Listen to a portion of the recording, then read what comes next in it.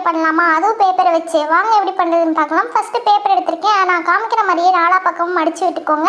Next இதே மாதிரி 6 piece வந்து எடுத்துக்கோங்க. இப்போ நான் காமிக்கிற மாதிரியே உள்கூடி வச்சு மடித்து விட்டுக்கணும்.